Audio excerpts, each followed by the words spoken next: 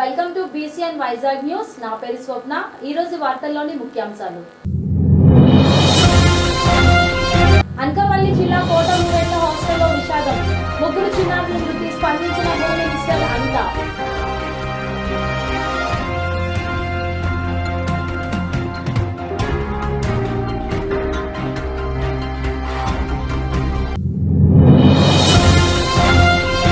అంతర్రాష్ట్ర ముఠా ఆట కట్టించిన విశాఖ పోలీసులు. 17 మంది నిందితులు అరెస్టు.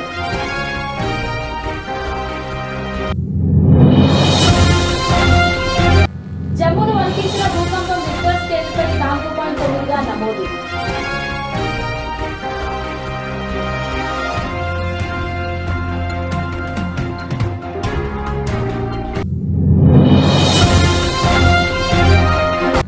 ముగిసిన అమర్నాథ్ యాత్ర. 5 లక్షల మంది భక్తుల దర్శనాలు. ఏపీలోని అనకాపల్లి జిల్లా కోటమూరెట్ల హాస్టల్లో ముగ్గురు మృతి చెందిన ఘటనపై రాష్ట్ర హోంమంత్రి అనిత స్పందించారు. KGH లో చికిత్స పొందుతున్న చిన్నారులకు ఆమె పరామర్శించారు. విశాఖ KGH లో చికిత్స పొందుతున్న చిన్నారులను ఆమె పరామర్శించారు. ప్రభుత్వ అనుమతి లేకుండా ఆ హాస్టల్ ను కొనసాగిస్తున్నట్లు ఆమె చెప్పారు.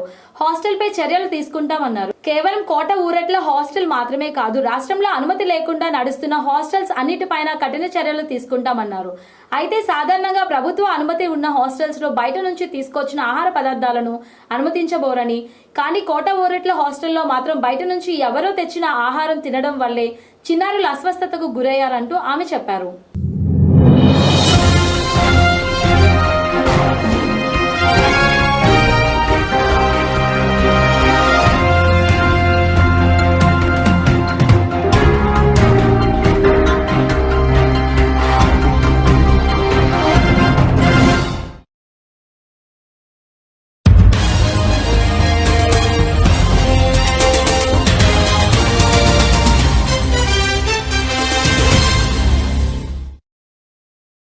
శిశు విక్రయాలకు సంబంధించి కొంతమంది ముఠాలను అరెస్ట్ చేశామని విశాఖ సిపి సంఘబ్రత బాబ్జీ తెలిపారు. అంతర్రాష్ట్ర ముఠాగా గుర్తించామని, ఆంధ్రప్రదేశ్, తెలంగాణ, ఒరిస్సా, ఢిల్లీ తదితర ప్రాంతాల్లో ఈ ముఠా విక్రయించడం జరుగుతుందని చెప్పారు. ఈ ముఠా నుంచి చిన్నపిల్లలను రెస్క్యూ చేయడం జరిగిందని, 17 మంది నిందితులను అరెస్ట్ చేశామని తెలిపారు. దేశంలో చాలా రాష్ట్రంలో ఇలాంటి ముఠాలు ఉన్నాయని, ప్రభుత్వ ఆసుపత్రిలో సరైన సెక్యూరిటీ, CCTV ఫుటేజ్, భద్రతా చర్యలు కల్పించాలని కలెక్టర్ నివేదిక ఇచ్చామని, హాస్పిటల్స్, హెల్త్ సెంటర్ తదితర ప్రాంతంలో ముఠాల పిల్లలకు కిడ్నాప్ చేయడం జరుగుతుందని, 5 లక్షల నుండి 7 లక్షల వరకు విక్రయించడం జరుగుతుందని, ఈ ముఠా 15 మంది పిల్లలను విక్రయించినట్టు జరిగిందని తెలిపారు. ఒడిశా, ఢిల్లీ మరియు ఇతర రాష్ట్రాల్లో కూడా అదే ముఠా పనిచేస్తుంది. ఆల్రెడీ ఇప్పుడు వరకు 6 మంది చిన్నపిల్లల్ని రెస్క్యూ చేయడం జరిగింది. ఇప్పటి వరకు 17 మంది ముద్దాయిలను అరెస్ట్ చేయడం జరిగింది. ఇంకా దర్యాప్తు జరుగుతుంది.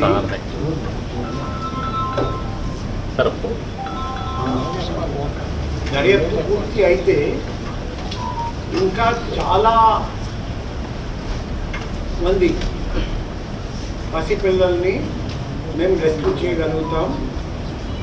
ఈ ముఠా చూస్తే మన దేశంలో చాలా రాష్ట్రాల్లో ఇటువంటి నేరాలు చేస్తున్నారు. సో వైజాగ్ సిటీ పోలీస్ ఇటువంటి ముఠా గుర్తున్నట్టు చేసి చాలా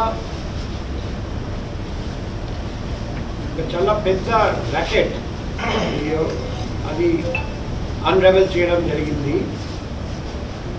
టాస్క్ ఫోర్స్, మన నగర టాస్క్ ఫోర్స్ ఈ సందర్భంగా చాలా మంచి పని, చక్కటి ప్రదర్శన, చక్కటి పర్ఫార్మెన్స్, చక్కటి అచీవ్మెంట్ చేశారని నేను వాళ్లకు అభినందిస్తున్నా. కానీ ఇంకా లోతు వరకు వెళ్ళాలి. ఇంకా చాలామంది పసిపిల్లల్ని రెస్క్యూ చేయాలి. ఇంకా చాలామంది ముద్దాయిలను అరెస్ట్ చేయాలి. ఇంకా చాలా రాష్ట్రానికి వెళ్ళాలి. సో మన పని కంటిన్యూ అవుతుంది. జమ్మూ కాశ్మీర్లోని బారాముల్లాలో భూకంపం సంభవించింది. రిక్టర్ స్కేల్పై భూకంప తీవ్రత 4.9గా నమోదైనట్లు అధికారులు వెల్లడించారు. ఒక్కసారిగా భూమి కంపించడంతో ప్రజలు భయాందోళనకు గురయ్యారు. ఆ ప్రాంతంలో భూమి కంపించిన వీడియోలు సీసీ కెమెరాల్లో రికార్డ్ అయ్యాయి.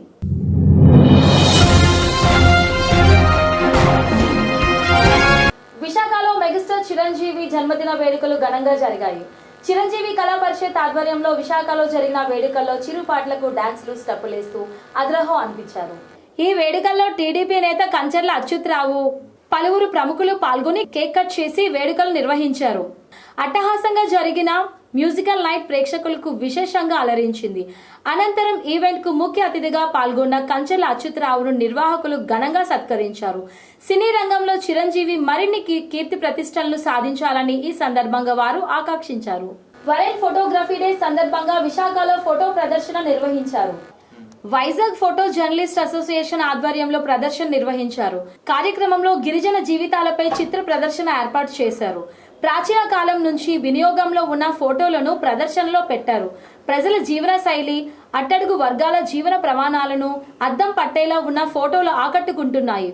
ఈ ఫోటో ప్రదర్శనను విద్యార్థులు ఆసక్తిగా తిలకించారు.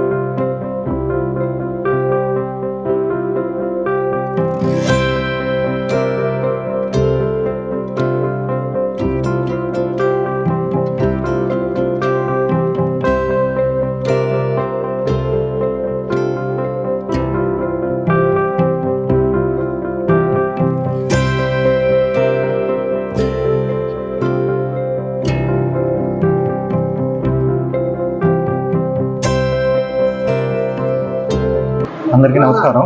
ముందుగా అందరికీ 185వ వరల్డ్ ఫోటోగ్రఫీ డే శుభాకాంక్షలు. ఈరోజు విశాఖ మ్యూజియంలో మేము ఈ వైజాగ్ ఫోటో జర్నలిస్ట్ అసోసియేషన్ ఆధ్వర్యంలో మేము 27 మంది ఫోటోగ్రాఫర్లు ఈ సంవత్సరంలో తీసిన ఫోటోలన్నీ ప్రదర్శిస్తున్నాము. వీటికి పిల్లలు పెద్ద ఎత్తున స్కూల్ పిల్లలు విజిట్ చేస్తారు.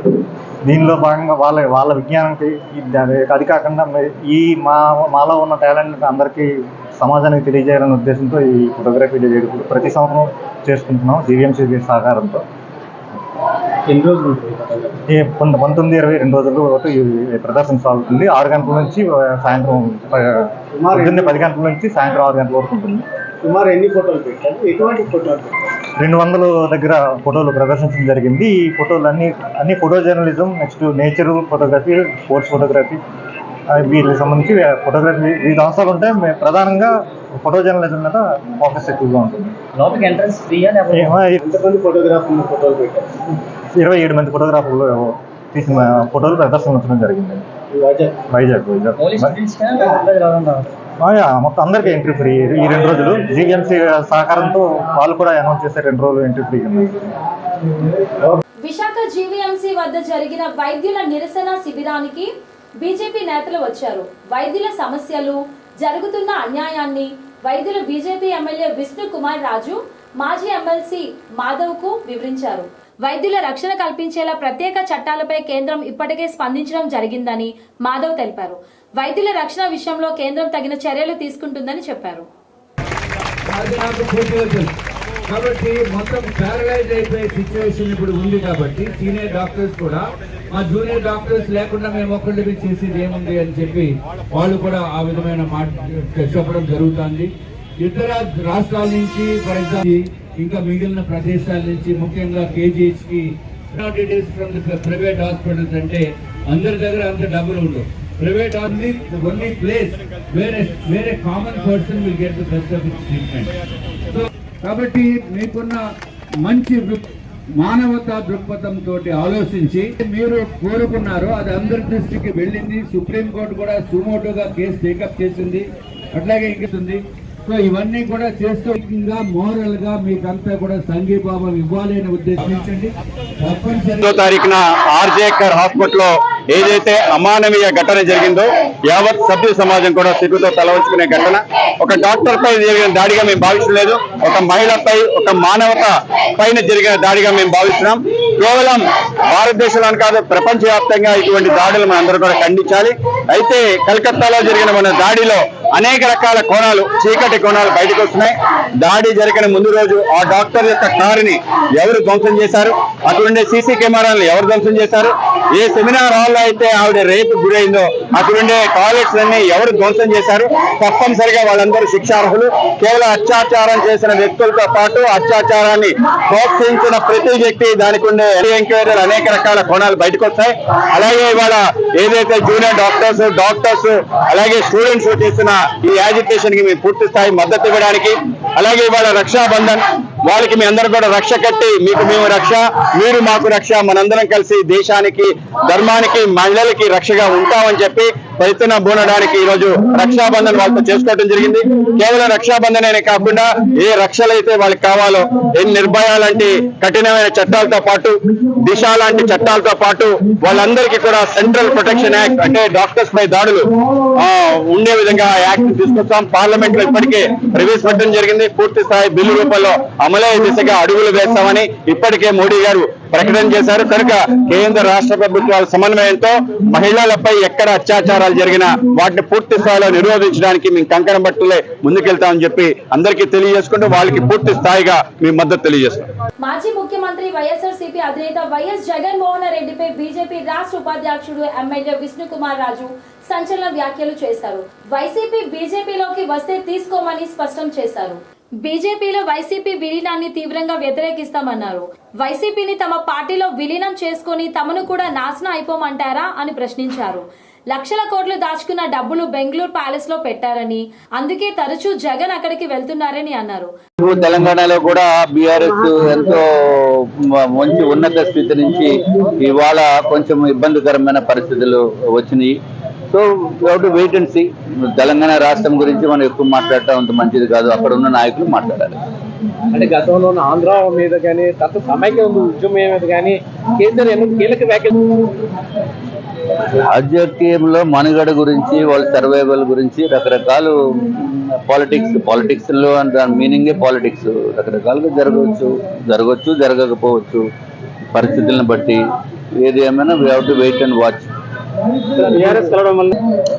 అరే ఇక్కడ ఆంధ్రాకి సంబంధించిన వ్యక్తి నేను, వాళ్ళు పొరుగు రాష్ట్రము, వాళ్ళు కరెక్ట్ జాతీయ పార్టీ అయినా మాట్లాడవలసింది అక్కడ తెలంగాణ నాయకులు మాట్లాడితేనే అప్రోప్రియేట్ గా ఉంటుంది. నేను మాట్లాడితే అంత అప్రోప్రియేట్ గా ఉండదు. నేను మాట్లాడితే కొంచెం మసాలా ఎక్కువైపోతుంది. జగన్మోహన్ రెడ్డి అవన్నీ డబ్బులు దాచుకుని ఉన్నారు కదా ఆయన ఫుల్ గా. లక్షల కోట్లు ఎక్కడ పెట్టారు? అది బెంగళూరు ప్యాలెస్ లోనే పెట్టాలి, ఇంకెక్కడైనా దాయాలి, లేదా షిప్పుల్లో అన్నా కంటైనర్ లో అన్నా పెట్టాలి. మరి బెంగళూరులో ప్యాలెస్ లో ఉన్నాయి చూసుకోవడానికి వెళ్తున్నట్టున్నారు అప్పుడప్పుడు, తలుపులు తీసి తాళాలు తీసి. అలా బెంగళూరు మీద ఒకసారి రేట్ చేయాలి కదా. మనోళ్ళు కామ కూర్చున్నారు. వెళ్ళి ఒక సిఐడియో, సిబిఐయో, ఏసీబీయో ఏదో ఒకటి ఉంటుంది కదా. సిబిఐ మీ చేతిలో, కేంద్రం చేతిలో అరే కేంద్రం వరకు ఎందుకండి? ముందుగా రాష్ట్రంలో చేయవలసింది ఏసీబీ ఉంది కదా.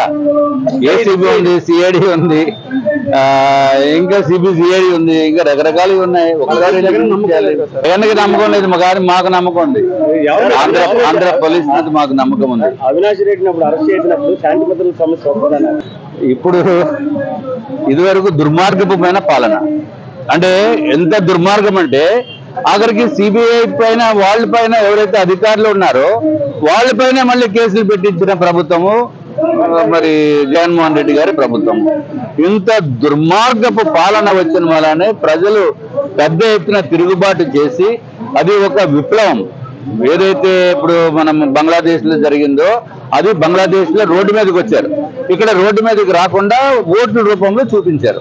కాబట్టి జగన్మోహన్ రెడ్డి అవుట్. ఇంకా జగన్మోహన్ రెడ్డి వైఎస్ఆర్ సిపి అనేది ఇంకా జీరో పోతుంది, దాంట్లో ఏమి డౌట్ లేదు, నో డౌట్ అబౌట్ వైసీపీ అండి. మన కంపు కొట్టేస్తుంది మా దగ్గరికి వస్తే, మమ్మల్ని కూడా నాశనం అయిపోమంటారు ఆ వాళ్ళని తీసుకుని.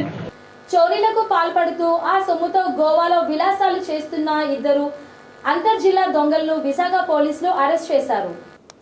5 ఏళ్లుగా పోలీసులకు దొరకకుండా తప్పించుకుని తిరుగుతున్న వీరిని పోలీసులు వలపన్ని పట్టుకున్నారు.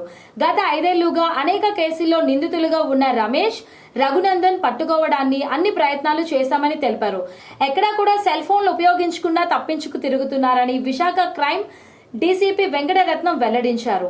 అక్కడ కేసు అయింది, అరెస్ట్ అయ్యాడు, కేసు అయ్యింది. ఆ తర్వాత అంటే వీళ్ళ తండ్రి గారు 2000 అంటే ఇతనికి 15 సంవత్సరాల వయసు అప్పుడే చనిపోయారు.